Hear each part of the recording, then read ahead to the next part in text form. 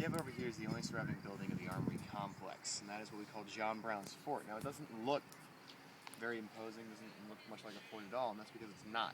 It's actually an engine house. It's a fire engine house. It's actually the least significant building in the entire Armory complex, but it becomes significant because of John Brown, who on August 16, 1859 through August 18, 1859, a raid lasting 36 hours attempts to free slavery by force. There are 4 million enslaved African Americans in the southern states.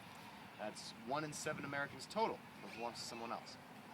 Brown comes here because in this particular spot where we are standing is a large and small arsenal buildings. One building right here, one building right over there. Two-story brick structures that hold 100,000 firearms. And he intends to use these to free slavery, to form an army. But he's not successful in doing so. He gets holed up in that building right there. His original location is actually where that stone monument is. Being held up there by 2,000 militiamen from the surrounding counties. A contingent of 90 U.S. Marines is sent to Harper's Ferry by the United States government, and they are led by 2 Army officers.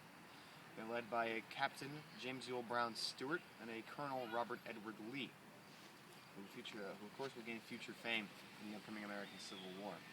Brown is captured in that building. He's taken to Charlestown, where he's 6 miles away, where he is put on trial. He's charged with 3 crimes: murder, inciting a slave revolt, and treason against the state of Virginia, which Brown was never a citizen of. He's found guilty of all 3 crimes, and only one of those crimes actually guarantees a death sentence, and that is, in fact, inciting a slave revolt. So he's hanged for that crime only, not for the other 2. He's hanged on December 2nd, 1859, and says nothing from the gallows. Present at his execution are 1,500 Virginia State militiamen, which is incredible considering the fact that there's only 14,000 men in the United States Army at that time. So 1,500 state militiamen to protect one man's execution. Among those militiamen is a contingent of VMI cadets that come from the Virginia Military Institute, and they're led by an Army major, a Thomas Jonathan Jackson, who later be called Stonewall. And there's also a member of the Richmond Grays, another militia unit. His name is John Wilkes Booth.